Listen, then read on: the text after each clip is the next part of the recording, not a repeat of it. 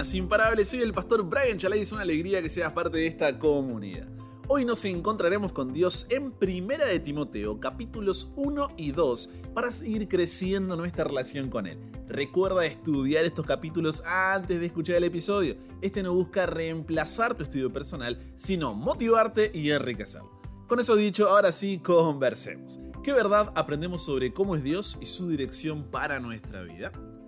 Padre, gracias porque después de una semana donde arrancamos el año con los episodios introductorios a la Biblia, podemos volver a nuestro estudio regular, continuar ahí con las cartas ahora del apóstol Pablo. Y en esta nueva carta a Timoteo queremos pedirte que nos des sabiduría para poder conocerte más, para poder acercarnos más a ti, que realmente pueda ser de bendición para nuestras vidas y poder cada día tener una intimidad mayor contigo y un amor más grande. En el nombre de Jesús oramos. Amén. ¿A Dios le importa cómo me visto o solamente está preocupado con mi corazón? ¿Qué relación hay entre lo externo y lo interno? ¿Es cierto que las mujeres deben permanecer en silencio y sujetas al hombre? ¡Ja! La carta a Timoteo comienza fuerte, así que nos metemos directo a ella. Pablo pasó muchos años viajando, empezando nuevas iglesias. En esta misión desarrolló un gran equipo de colaboradores. Timoteo era uno de estos colaboradores de Pablo. Cuando el apóstol estaba en la ciudad de Listra, conoció a la fieles abuela y madre de Timoteo y fue impresionado por la pasión y la devoción de Timoteo por Jesús. Así que Pablo lo discipuló por muchos años y eventualmente empezó a enviarlo en misiones a diferentes iglesias.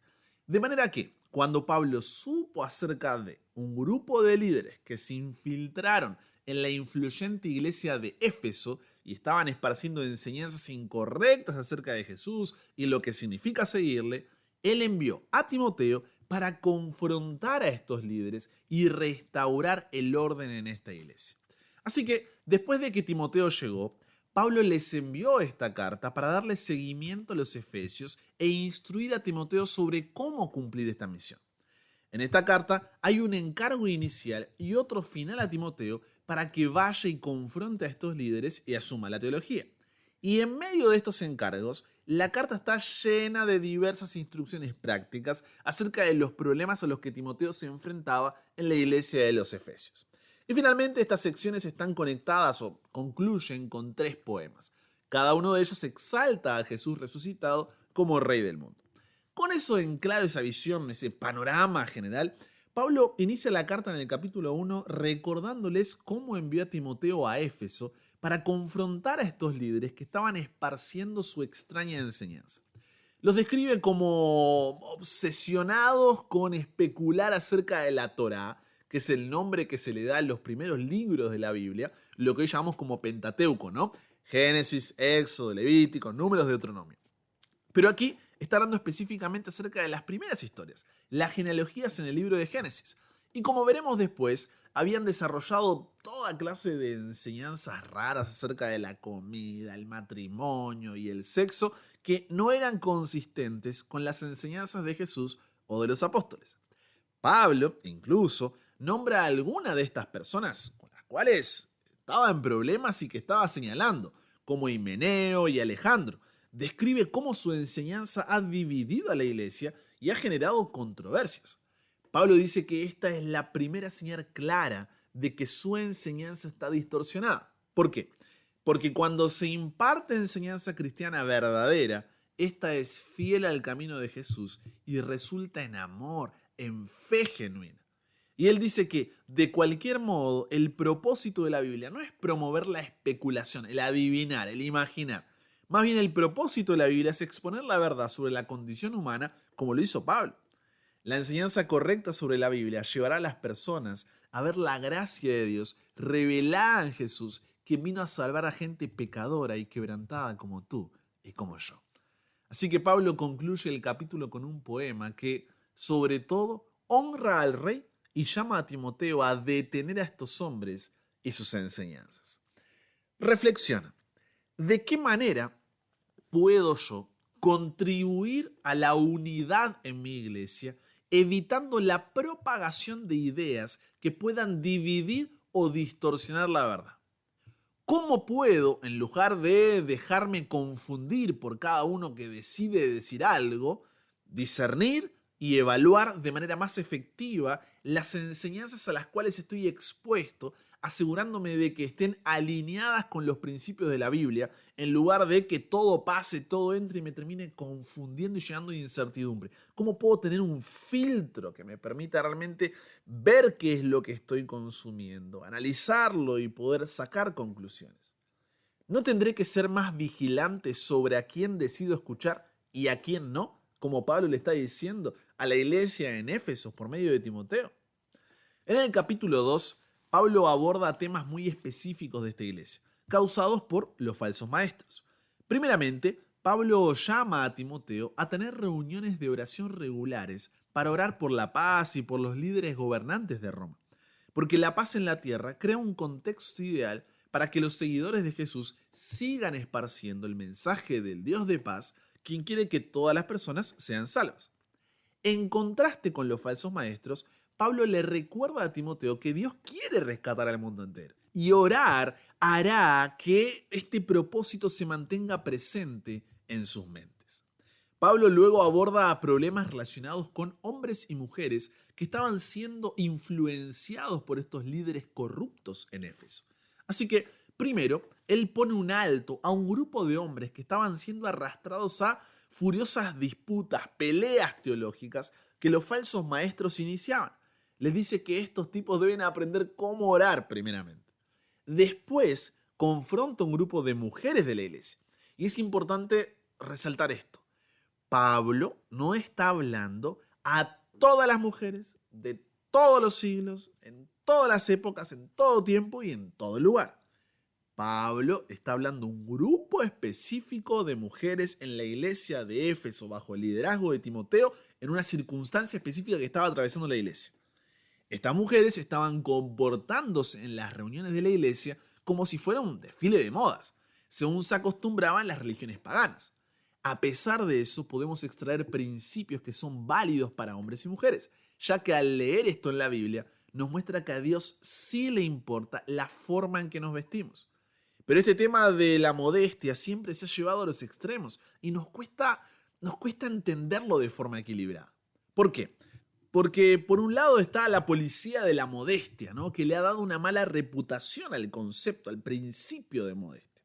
Qué tan bajo es muy bajo, qué tan corto es muy corto, qué tan apretado es muy apretado, qué tan transparente es demasiado transparente, cuánta piel es demasiada piel. Por otro lado están los más liberales, ¿no? Que defienden la libertad personal y rechazan el traslado de la responsabilidad de la pureza sexual ajena sobre uno mismo.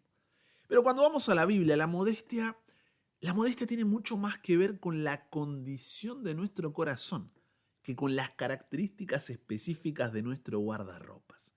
Y es importante resaltar que este principio de la modestia se aplica tanto a mujeres como a hombres. ¿Cómo vivir de acuerdo a este principio que Dios expresa en su palabra? Al hablar de esto, busco que, en vez de hacer un catálogo de qué ropa sí y qué ropa no, podamos tener un diálogo más profundo, más reflexivo. Ya estamos grandes, ¿no? Para eso hay tres preguntas que 1 de Timoteo capítulo 2, versículos 9 y 10 promueve para ayudarnos en la búsqueda de la modestia. Primero, ¿es apropiado o inapropiado? Nuestra vestimenta externa es de importancia secundaria, es verdad, pero no es sin importancia, ya que da testimonio de nuestra vestimenta espiritual. Lo externo debe expresar y coincidir con lo interno. A la hora de pensar en vestimenta y o adornos, la pregunta es, ¿esto tiene una funcionalidad o innecesariamente buscamos atraer la atención sobre nosotros mismos en lugar de que nuestras obras de piedad lo hagan? ¿Es apropiada esta vestimenta para este lugar y esta ocasión? ¿O este lugar y esta ocasión requieren de otra vestimenta por el significado que este lugar y ocasión traen? En segundo lugar, la pregunta ¿es decente o indecente? Significa elegir ropa que no sea provocativa, seductora y que honra la desnudez al no llamar la atención sobre nosotros mismos. De modo que la vestimenta no sea un obstáculo para que el resto vea a Jesús en nosotros, sin importar cuánto calor haga en mi ciudad. Siempre está la frase que dice, ¿no? Si uno tiene algo, hay que mostrarlo, ¿no? Si uno lo recibió es para poder... No funciona así.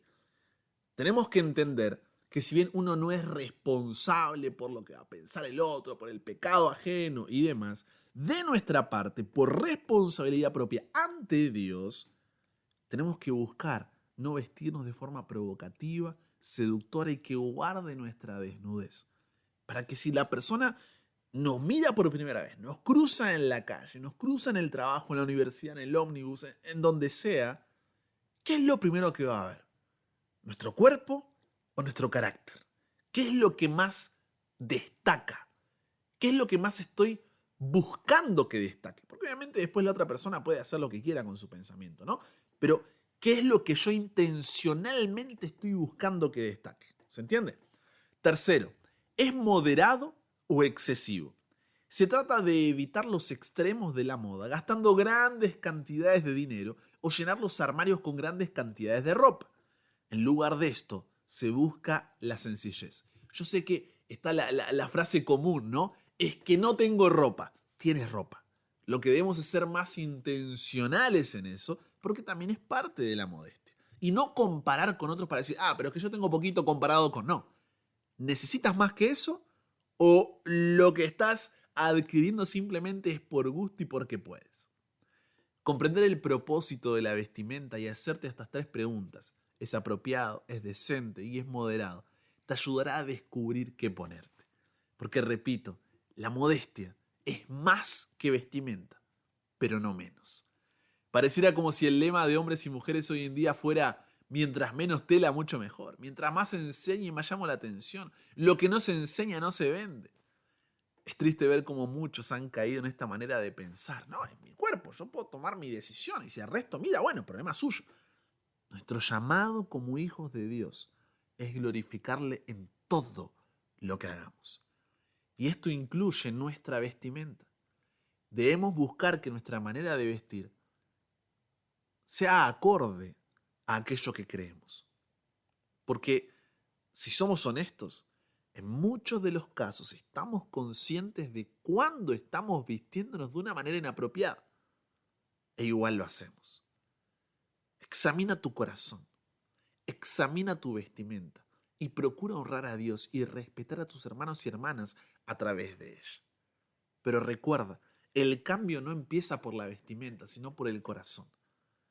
Cuando yo conozco la santidad de Dios, cuando conozco su rectitud, su justicia, su amor, su pureza, es eso lo que transforma mi corazón y por ende se ve reflejado en mi vestimenta.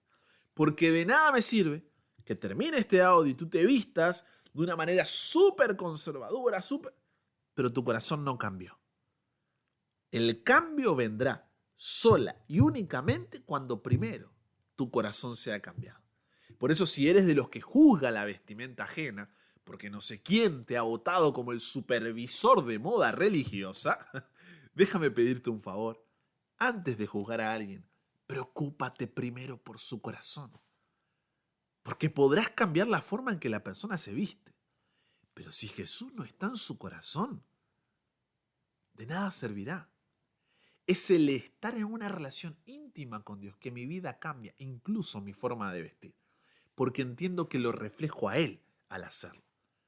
Al final, no me he visto de cierta forma para ser salvo, sino en respuesta a esa nueva relación que tengo con Dios, donde su influencia impacta todas y cada una de las áreas de mi vida, incluida la vestimenta. Así que reflexiona. ¿Qué dice tu vestimenta sobre tu relación con Dios? Y ojo, no hablo solamente de tu vestimenta en la iglesia. Hablo de la vestimenta en todos los ámbitos en los cuales te mueves. ¿Quién es el objeto de tu adoración a la hora de elegir tus ropas, tus gustos, tus preferencias o la gloria de Dios? ¿Qué es la prioridad? Por otro lado, ¿de qué formas puedes ayudar a otras personas con su vestimenta, preocupándote por su corazón y relación con Dios antes que por vigilar cómo andan? ¿De qué manera esto afirma el principio de que no debemos cambiar para ir a Jesús, sino que debemos ir a Jesús para que Él nos cambie? Continuando con el capítulo 2, algunas de estas mujeres, de este grupo de mujeres que dijimos específicamente al cual Pablo les estaba hablando, estaban usurpando, robando las posiciones de liderazgo en la iglesia y estaban propagando la mala enseñanza sobre Dios que traían los maestros corruptos a los que Pablo está intentando sacar de allí por medio de Timoteo. Así que Pablo le pone un alto a estas mujeres. Él dice que ellas no deberían enseñar o dirigir en la iglesia. Esto significa que las mujeres no pueden hablar en la iglesia ni tener una posición de liderazgo en la actualidad. Hay tres cosas que no podemos ignorar. Primero, Pablo en sus cartas siempre habla en plural para referirse a las mujeres o a las esposas, pero en este caso dice la mujer, en singular, por lo que Pablo se refiere a una determinada mujer o un grupo de mujeres específico en la iglesia de Éfeso y no a todo el género femenino. Segundo, Pablo ya dejó claro en Efesios capítulo 5, versículos 21 al 33, recordemos que Timoteo es pastor de la iglesia de Éfeso, lo que espera de los esposos y las esposas. Así que este no es su objetivo en esta carta. Y tercero, el problema más grande que tuvo Pablo fue con los efesios. Lo puedes leer en Hechos 19, versículos 23 al 41. ¿Por qué? Porque al decir que los dioses construidos por manos humanas eran una estafa, les estaba arruinando el negocio a los que los hacían estatuas, ¿no?, de los dioses que había en la ciudad.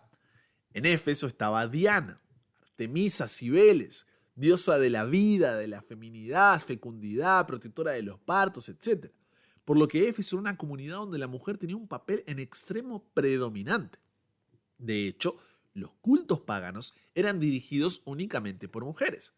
Por lo que estas mujeres que venían de las religiones paganas y se hacían cristianas, no tenían la actitud sumisa de un discípulo ante el maestro. Por lo que, por su contexto, se creía más que Timoteo, que era el pastor, cuando en realidad tenían mucho que aprender. Pablo no buscaba aquí establecer una diferencia entre géneros, sino que buscaba frenar el abuso que estaba teniendo esta mujer sobre la autoridad de Timoteo, a quien le escribe la carta, pensando que el cristianismo era como su religión pagana. Por eso Pablo le dice que la mujer aprenda en silencio lo que se le enseñe y que sea obediente en vez de estar enseñando y dando órdenes a Timoteo, que es el que sabe. Pero la pelea no termina acá, sino que esta mujer tenía tres fundamentos para hacer lo que estaba haciendo.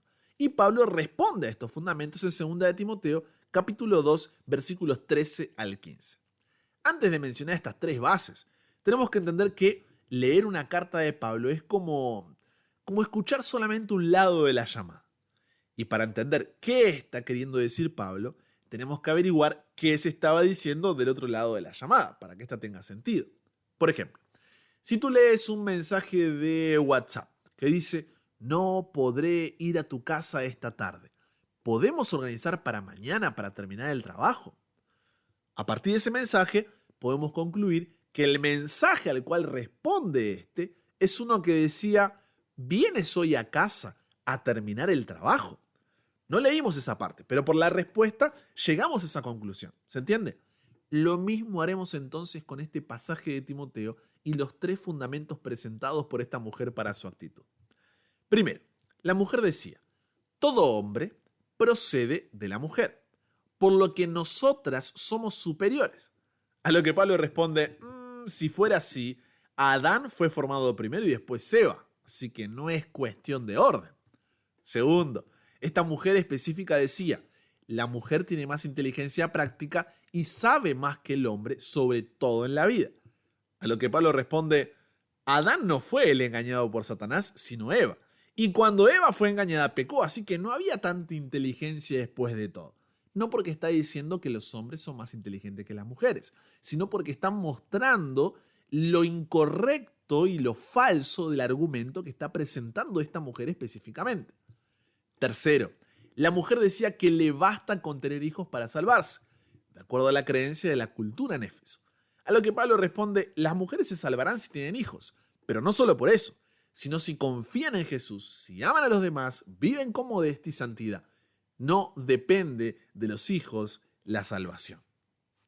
¿Se entiende lo que está pasando aquí? Pablo no le hablaba a todo el género femenino, sino a una mujer específica que por su pasado pagano se estaba haciendo la viva con Timoteo, que era jovencito. Entonces Pablo salta para ubicarla y que imite a otras mujeres que eran excelentes cristianas y que Pablo menciona en otras de sus cartas como Febe, Junias y Priscila. El tema tratado aquí no es el liderazgo femenino, sino el orden dentro de la iglesia, cuidando el testimonio dentro de la cultura para que la misión pudiera seguir avanzando. Espero que estas palabras te hayan llevado a la reflexión y que en oración podamos siempre preguntarnos de qué forma puedo glorificar a Dios en mis decisiones, e incluso cuando eso no me guste o no lo prefiera, pero sabiendo que es lo mejor para mí y quienes me rodean. Conversamos con Dios sobre esto.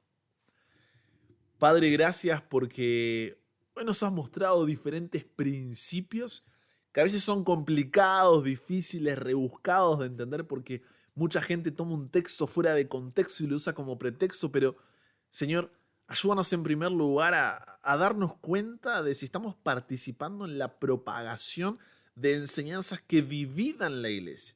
Tal vez estamos convencidos de que esa enseñanza es verdad, pero ayúdanos a ver si la forma es la correcta. Porque tu palabra nunca lleva a la división, sino la unión entre hermanos.